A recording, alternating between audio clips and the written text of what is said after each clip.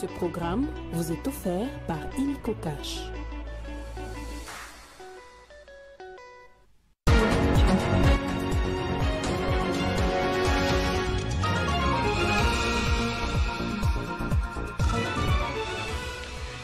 Deuxième réunion du Conseil des ministres. Parmi les principaux points à l'ordre du jour figure l'évaluation de la situation sécuritaire et humanitaire en République démocratique du Congo.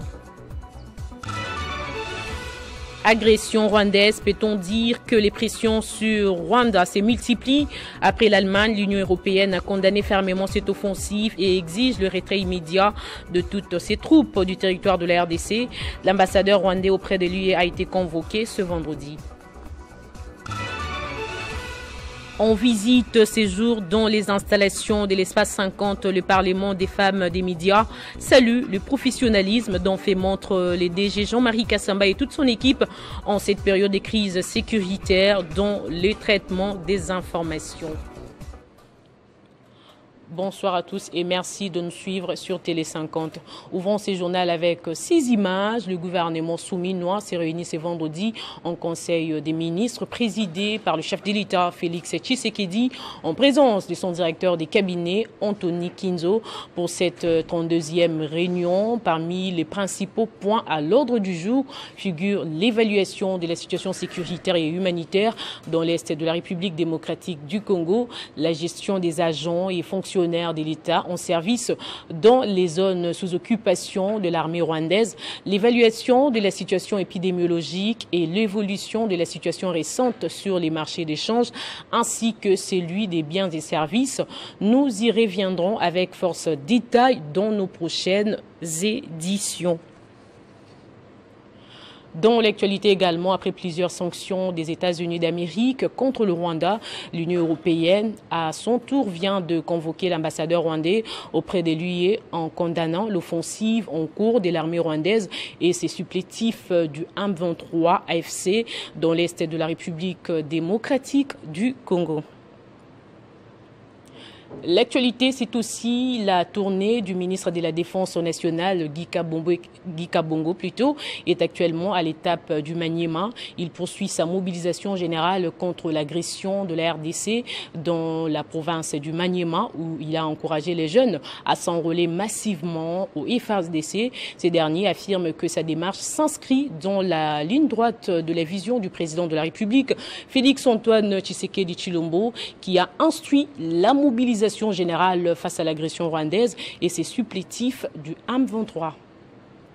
La jeunesse du Sankourou s'est levée comme un seul homme pour répondre à l'invitation du vice-premier ministre et ministre de la Défense nationale. Accueilli par le gouverneur Victor Kitenge, Guy Kabongo Madianvita a tenu son meeting au stade Patrice Emery Lumumba. Déterminés, les jeunes du Sankourou ont affirmé leur volonté à défendre la patrie, comme l'a exprimé le président du comité provincial de la jeunesse. S'adressant à cette foule immense, Guy Kabongo Madianvita a rappelé que l'agresseur est bien identifié. Les forces armées rwandaises sous couvert des M23 AFC, il a exhorté les jeunes à rejoindre massivement les FARDC afin de bouter dehors les terroristes sanguinaires et assumer l'intégrité territoriale. Le vice-premier ministre et ministre de la Défense nationale a insisté sur la nécessité d'une armée nationale forte, possédant une formation de qualité et une prise en charge exemplaire des recrues. Chef de l'État a donné tous les moyens pour que nos jeunes qui s'engagent pour défendre la patrie ne souffrent de rien. Il ne faut pas suivre ceux qui sont là pour nous diviser. L'armée est républicaine, nationale. À l'issue de ces grands meetings populaires, Guy Kabongo Madianvita a accordé une audience aux autorités coutumières du Sankourou, leur confiant la mission de sensibiliser les jeunes jusque dans les villages les plus reculés. Ces derniers ont répondu favorablement tout en promettant de soutenir l'effort de guerre du chef de l'État. À en croire le gouverneur de province, près de 1000 jeunes s'étaient déjà portés volontaires avant l'arrivée du patron de la Défense nationale. Les Sankourou donnent L'étant, à travers cet engagement massif, cette province prouve que la défense du territoire congolais est l'affaire de tous. Une mobilisation qui, si elle se poursuit à travers les pays, pourrait bien marquer un tournant décisif dans cette guerre imposée à la RDC. Rendons-nous à présent au Lualaba chez Fifi Masuka après les opérateurs miniers et les banquiers. Le jeudi 20 février, la gouverneure de province était face aux députés provinciaux, membres de son gouvernement, ceux de son cabinet et responsables des coopératives minières. Tous ont accepté volontairement de suivre l'exemple de celle qu'on appelle affectueusement la fille aînée de l'Union sacrée en apportant leur contribution financière pour les victimes de l'agression rwandaise. Pour ces gestes, l'autorité provinciale veut que le peuple lualabais s'approprie ce combat sur lesquels se sont engagés les forces armées et le président de la République, Félix-Antoine Tshisekedi Tshilombo, commandant suprême. La gouverneure du Lualaba ne faiblit pas dans ses actions de soutien aux forces armées de la RDC, aux patriotes résistants Wazalendo et aux populations meurtries de l'Est de la RDC, victimes de la guerre d'agression rwandaise. Marie-Thérèse Masuka Saini a présidé jeudi 20 février 2025 la deuxième phase de collecte de fonds dans la salle de conférence de l'hôtel du gouvernement provincial. Après les responsables des entreprises minières et les banquiers, c'est le tour des animateurs des coopératives minières, des stations-service, des grands commerçants et des hôteliers. Ils n'ont pas hésité de répondre volontairement à l'appel de l'autorité provinciale à la rescousse des compatriotes meurtris. S'en suivra l'occasion pour les membres de l'Assemblée provinciale, conduit par Jean-Marie Kasséa Chingambo, président de l'organe. Les membres du gouvernement provincial et ceux du cabinet de la gouverneure ont répondu également à l'appel.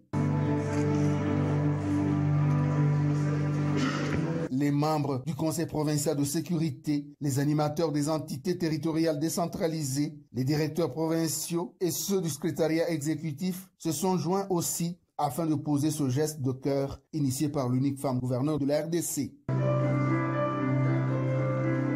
Encore en tenue de deuil, la femme de paix du Lualaba ne cache pas son amertume face à la cruauté des envahisseurs sur les populations du Grand Kivu. Pour la gouverneure Masuka, les Lualabais devront s'approprier la douleur des victimes de cette guerre. Nous nous retrouvons ici afin que nous puissions montrer notre élan de solidarité envers toutes ces personnes qui sont en train de souffrir.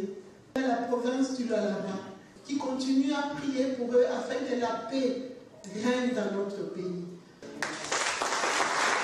Touché par l'initiative, le président de l'Assemblée provinciale, Jean-Marie Kasséa Chingambo, a exprimé la disponibilité de son institution à accompagner le gouvernement Masuka dans ses actions hautement patriotiques. Restons dans cette partie du pays, sous les patronages de la gouverneure Fifi Masuka, la direction provinciale de l'assainissement et du cantonnage manuel a organisé la première édition de l'atelier sur le recyclage des bouteilles en plastique. C'est en vue de sensibiliser la population et les acteurs locaux à la problématique des déchets plastiques et l'importation du recyclage. Le représentant de la gouverneure a souligné l'engagement du gouvernement provincial en faveur de la protection de l'environnement. Félicitons les directeurs Arcel Ndandula pour sa détermination dans la lutte contre les bouteilles en plastique sur toute l'étendue de la province. Les déchets plastiques continuent de s'accumuler à travers le monde et la province du Lualaba n'est pas épargnée. Pour sensibiliser la population à la gestion de ces déchets et à leur impact environnementaux, le directeur provincial de l'assainissement et cantonnage manuel Arcel Ndandula a organisé la première édition de l'atelier essentiel sur les recyclages des déchets plastiques, ARDP 2025, une activité patronnée par la gouverneure Fifi Masuka Saini. Il est primordial de rappeler ici qu'en ce moment, les enjeux environnementaux sont au centre des priorités des gouvernements mondiaux et nécessitent encore plus de moyens afin de permettre au pouvoir public de prendre des politiques dites écologiques tendant à protéger notre écosystème. Et dans les cas d'espèces, lutter farouchement contre les méfaits des plastiques à Colosie, de votre participation à cet atelier qui se veut notamment un cadre de sensibilisation à une action commune et coordonnée. Le directeur de cabinet adjoint de la gouverneure, représentant de l'autorité provinciale, a déclaré l'atelier ouvert. Nous avons aujourd'hui une opportunité pour nous interroger sur les méfaits sur l'environnement de l'objet qu'on appelle les plastiques. L'événement a également comporté une conférence débat animée par 3 intervenants, experts sectoriels. Le professeur Aimé Kassongo a abordé le thème de la pollution plastique et ses conséquences sur la santé publique, tandis que Maître Élisée Nzav a discuté de l'administration et de la gestion des déchets dans le cadre du droit congolais de l'environnement. L'honorable Archimède Kelassa, représentant le président de l'Assemblée provinciale, a également pris la parole pour rappeler l'importance des bonnes pratiques civiques en matière de protection de l'environnement. Cet atelier qui a réuni divers acteurs concrétise la volonté de la chef de l'exécutif provincial du Lualaba de promouvoir des initiatives environnementales conformément au pilier 5 du plan quinquennal de son gouvernement. Et dans le Haut-Katanga, chez Jacques Kaboula, la farine made in Haut-Katanga est de nouveau sur les marchés louchois, vendue à 45 000 francs congolais dans les supermarchés de la ville de Lubumbashi. La ministre provinciale de l'économie, Lorraine Lusamba Kazadi, a fait la ronde des supermarchés et magasins où est vendue cette denrée pour faire le constat. Cette farine made in Haut-Katanga, vendue à 45 000 francs congolais dans les supermarchés de Lubumbashi, est mise à la disposition de la population par le gouvernement Kaboula pendant cette période de soudure. La ministre provinciale de l'économie, Lorraine Lusamba Kazadi, a fait la ronde des supermarchés et autres établissements qui vendent cette denrée qui, depuis près de 5 ans, remplit les assiettes des Haut-Katangais. Constat, la farine est bel et bien consommée et la demande est grande. Le gouvernement provincial a mis tout en marche pour répondre à la demande. Quant à la qualité, elle est appréciée par la population qui a témoigné auprès de la ministre provinciale de l'économie. Ici, c'est le prix de la nation. Oui, oui. Donc ici, on ne vend pas comme tout le monde. Là où vous allez trouver des histoires pourries, ici, vous ne trouverez jamais des histoires pourries. Ici, il y a toujours des bonnes histoires. Regardez même les prix des sacs de farine. Ailleurs, c'est dans les 60, 70. Oui. Mais ici, chez nous, c'est 45 000. C'est pour que le peuple puisse acheter à gogo et que le peuple mange de bonne qualité. Lorraine Lusamba Kazadi rassure de son côté les Haut-Katangais que cette farine est vendue à un prix social selon le vœu du gouverneur Jacques Kaboula Katoué afin que tout Haut-Katangais soit en mesure de s'en procurer et le stock est illimité. Le gouverneur de province, l'exécutif provincial a mis tout en œuvre. Il y a assez de farine pour toute la population et ils vont le ressentir dans les 7 communes de Lubumbashi, mais pas que Lubumbashi, Likasi, même jusqu'à Mitwaba, ils verront les sacs de la province dans les différents territoires. Il y a assez de sacs pour tout le monde et à 45 000 francs. Pour rappel, la farine made in Haut-Katanga est issue de graines de maïs restituées par les bénéficiaires de la subvention du gouvernement Kaboula, une politique mise sur pied par le gouverneur Jacques Kaboula Katoué, voilà bientôt 5 ans.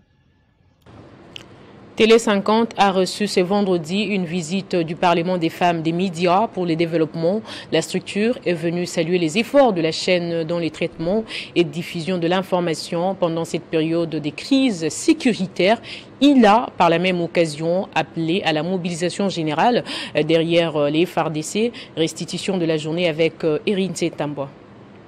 C'est une visite guidée qui s'inscrit dans les cadres du renforcement des liens entre chevaliers de la plume pendant cette période des crises sécuritaires qui secouent le pays. Le Parlement des femmes de médias pour le développement veut une mobilisation tous azimuts derrière les forces armées de la République démocratique du Congo. La structure a visité ce vendredi dans l'après-midi toutes les installations de la chaîne, commençant par ses rédactions notamment sportives, des langues, passant par la rédaction française, où des présents pour soutenir les journalistes ont été remis des mains du rédacteur en chef Jean-David Kilolo. Selon les membres de la structure, ce geste est un encouragement aux journalistes de la chaîne de télévision du cinquantenaire pour le travail. Le travail que vous faites, c'est vraiment très impeccable à tout point de vue, je le répète, et continuez à aider la République à avancer parce que la période que nous traversons, c'est la guerre sur l'info.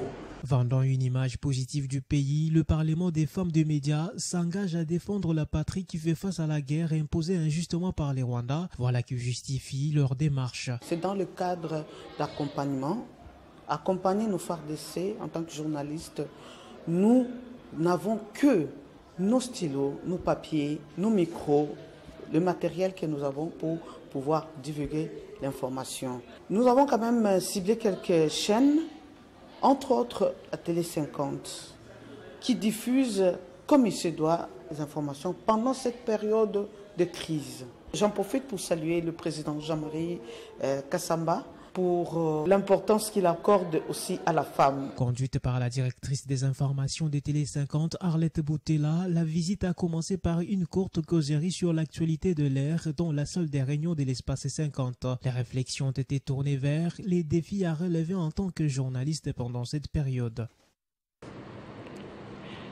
Réunis ce vendredi pour passer en revue les situations politiques et sécuritaires qui prévaut au pays, le Rafat de Jean-Pierre Lisanga Bonganga dit rester fidèle à son option fondamentale, celle de continuer à soutenir les visions du chef de l'État, mais tient à affirmer son identité propre différente de celle de l'Union sacrée de la nation, dont il ne fait pas partie. Le Rafat souhaiterait qu'après avoir réuni l'Union sacrée, s'entretenir aussi avec ses alliés non membres de l'Union sacrée de la nation. Le Rafat reste fidèle à son option fondamentale, c'est de continuer à soutenir la vision du chef de l'État, mais tient à affirmer son identité propre, différente à celle de l'Union sacrée de la nation, dont il ne fait pas partie. Le Rafat souhaiterait qu'après avoir réuni l'Union sacrée, que le président de la République s'entretienne aussi avec ses alliés non membres de l'Union sacrée autour des enjeux sécuritaires de l'heure. Pour les Rafat, ayant pris langue avec le régime de Kigali et ses supplétifs terroristes de l'AFC M23, la délégation Senko-SCC devrait exiger du Rwanda le respect du principe de cesser le feu et le retrait immédiat de ces troupes de la République démocratique du Congo. En tout état de cause, il y aurait lieu de mettre en place un véritable front populaire, regroupant toutes les forces vives de la nation, sans aucune discrimination, pour mettre définitivement fin à la guerre d'agression. Salus populi suprema lex. Le salut du peuple est la loi suprême. Il s'est tenu une réunion autour du secrétaire général Fidel Fido, secondé par l'interfédéral de la ville de Kinshasa, Fallon Bilevana, sur la situation politique de la République démocratique du Congo à la NOJEC. À l'issue de cette réunion, plusieurs cadres de ces partis politiques n'ont pas manqué de fustiger et mettre en garde plusieurs personnes quant aux intentions montées de toutes pièces sur la collecte des fonds. Nous, la fédération de la NOJEC Lukunga, ici représentée, nous mettons en garde toute personne qui se donne les luxes dans sa chambre, dans son véhicule, d'écrire des choses alors que le pays est en train de passer un état de turbulence où nous sommes agressés par le Rwanda et ces derniers se permettent à chaque fois de faire des déclarations qui ont pour objectif de porter atteinte à la personne de son Excellence, Monsieur le ministre d'État, le ministre de la Justice, Maître Constant Mutamba.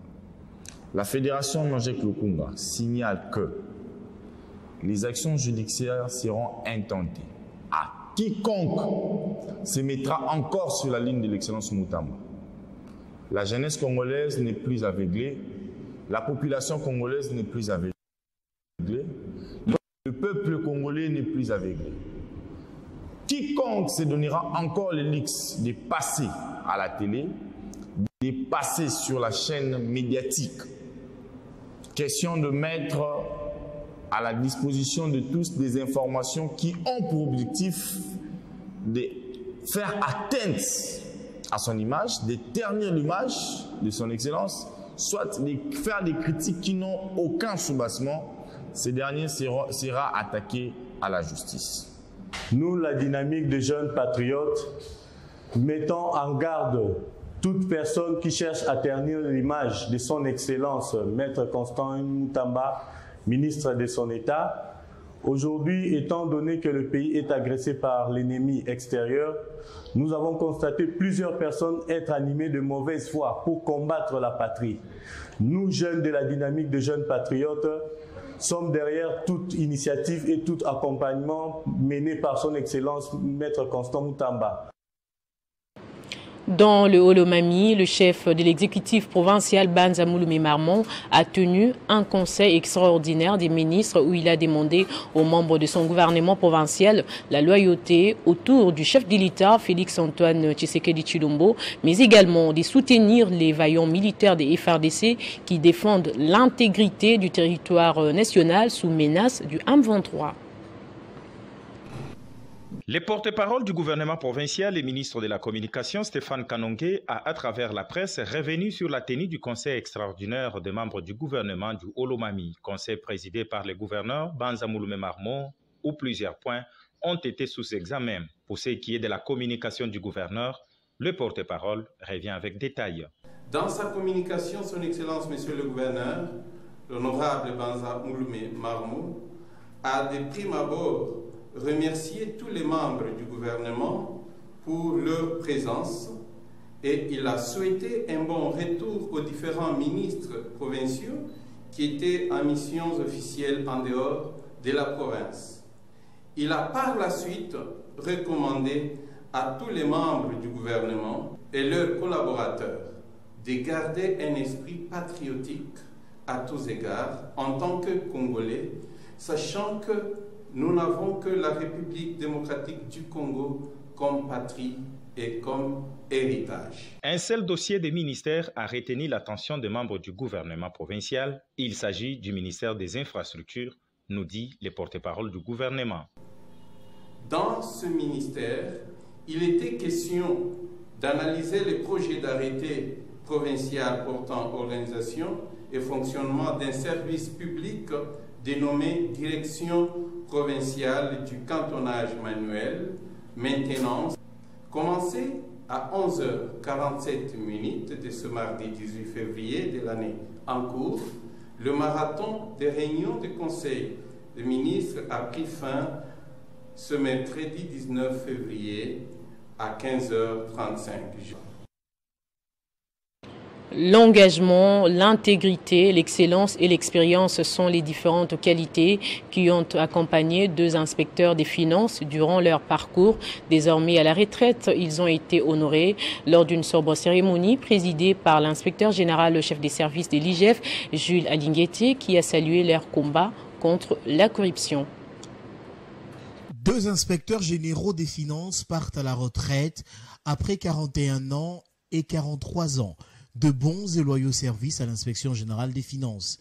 Il s'agit respectivement d'Eloukeni Léon et Mbouyou Bazé Placide. La cérémonie marquant leur départ effectif s'est déroulée en présence du chef de service Jules Alinguete et du corps des inspecteurs des finances. L'inspecteur général chef de service de l'IGF a loué autant d'années d'engagement, d'intégrité, d'excellence et d'expérience dont ont fait preuve ses aînés dans la profession qui ont veillé sur les finances publiques. Mais au-delà des chiffres et des rapports, ce sont surtout vos qualités humaines qui resteront gravées dans nos mémoires.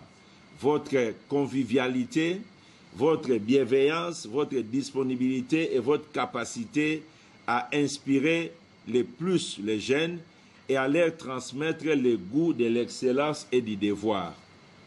Aujourd'hui, c'est avec une profonde reconnaissance que nous vous adressons cet hommage et ces honneurs et vous reconnaissons les titres d'inspecteur général émérite et honoraire. Pour l'inspecteur général, chef de service de l'inspection générale des finances, ces deux inspecteurs généraux des finances ont, au cours de leur carrière, accompagné sans faille les réformes en anticipant les défis économiques. Jules Alinguete Kei a reconnu les services rendus par ces inspecteurs et a salué le parcours élogieux de ces deux retraités. Par la même occasion, le secrétaire général du syndicat des inspecteurs des finances a, au nom de tout le corps, félicité les deux heureux retraités.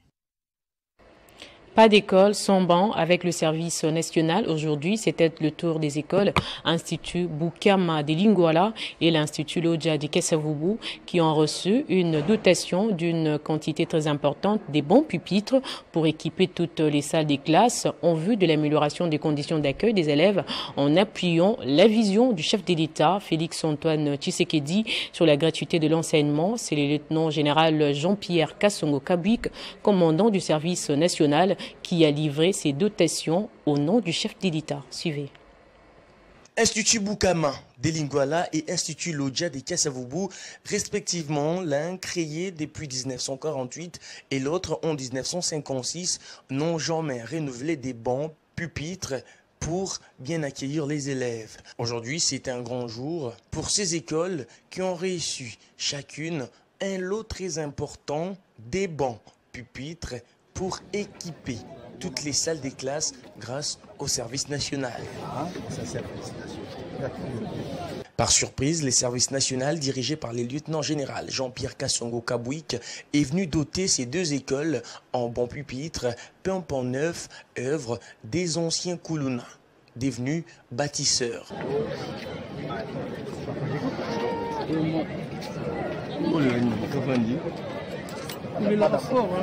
Tout commence à Lingwala. Les questions nous traversent l'esprit. Nous nous posons souvent la question, quels deviendront ces enfants demain? La réponse à cette question nous renvoie à une autre question. Quelle faisons-nous de cette jeunesse du pays?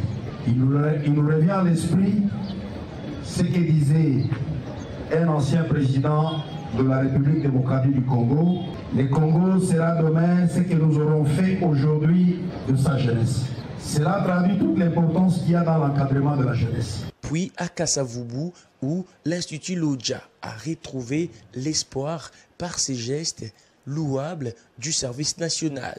Avec un signe de joie, satisfaction et l'enthousiasme que nous, les élèves du complexe Bukama Lingwala, venons sous vos yeux pour exprimer notre reconnaissance à l'endroit de son Excellence, Monsieur le Président de la République démocratique du Congo, de la concrétisation du service national. Le lieutenant général Jean-Pierre Kassongo Kabouik, commandant du service national, promet d'autres dotations des bancs pupitres dans d'autres écoles et instituts supérieurs dans les jours à venir. Et pour finir, à travers son président général Valère Mangituka Mambweni, la coalition des organisations de la société civile pour l'émergence du Congo et de l'Afrique demande l'application de 2 recommandations de Simon Kimbangu pour l'émergence du pays et de l'Afrique. Face à la presse, ce vendredi, le comité valorisait le retour de la forme royale au détriment de la forme république qui, d'après ces derniers, est la cause de tous les problèmes congolais et africains. Cette conférence a été un moment crucial pour le président général de la coalition des organisations de la société civile pour l'émergence du Congo et de l'Afrique, Valère Mangituka Mambweni, de demander aux Congolais et Congolaises de mettre en application les 2 principales recommandations de Papa Simon Kimbangu. Et c'est à travers la lecture du message dit magistral lui révélé par Simon Kimbangu en date du 29 janvier 2025. Reconnaître officiellement et publiquement Papa Simon Kimbangu, sa juste valeur, son titre et sa qualité de roi des rois et le Dieu vivant qui vit en République démocratique du Congo, ex-Zaïre, accepter le retour ou le rétablissement du système de bonheur appelé le Royaume Congo de Kimbangu, RKK.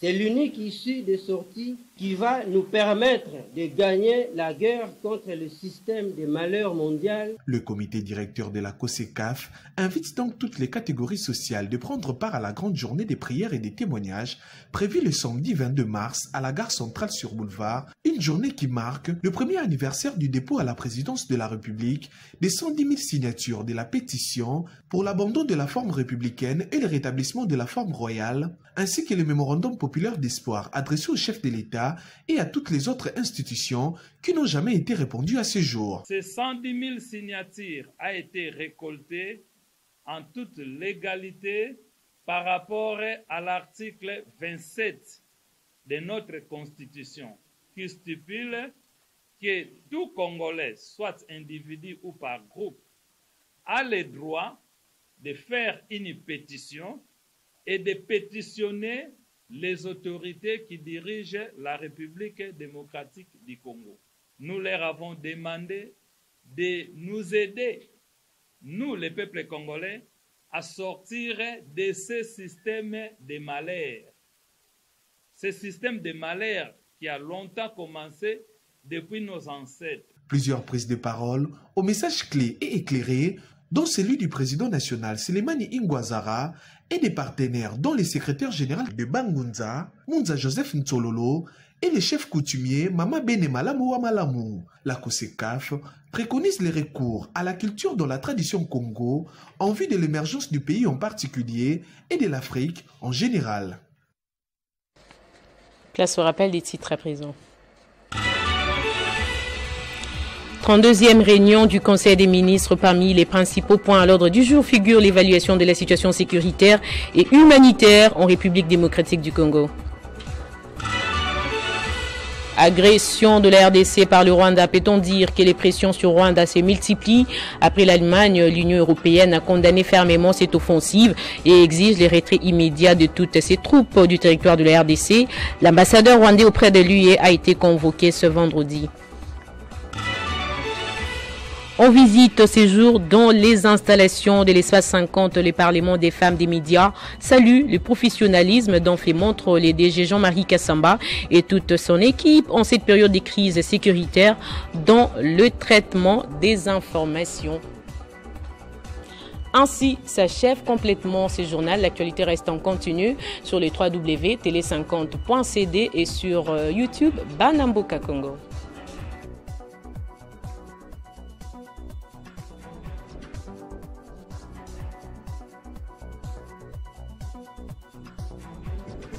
Retrouvez toute l'actualité en continu sur www.tele50.cd. Ce programme vous a été offert par Inico Cash.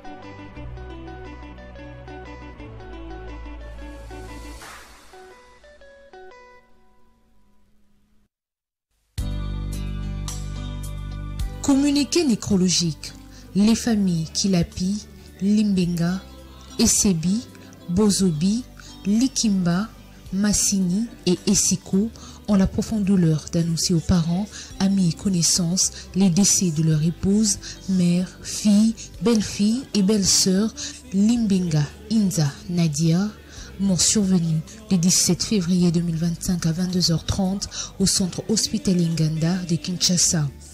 Le deuil se tient sur l'avenue Avocatier 36 au quartier Champ des Tirs à Mbindia-Ozone. Le lundi 24 février 2025, dès 18h à l'aube, veille au mortuaire à l'espace Ave Maria. Le mardi 25 février 2025, 9h juste, sortie de la dépouille mortelle de l'hôpital du Cinquantenaire pour exposition et recueillement à l'espace Ave Maria. 11h juste, levée du corps pour l'enterrement au cimetière de la Gombe. 15h juste, bain de consolation à l'espace Ave Maria. Ce communiqué tient lieu de faire part. Avec les anges en Adam.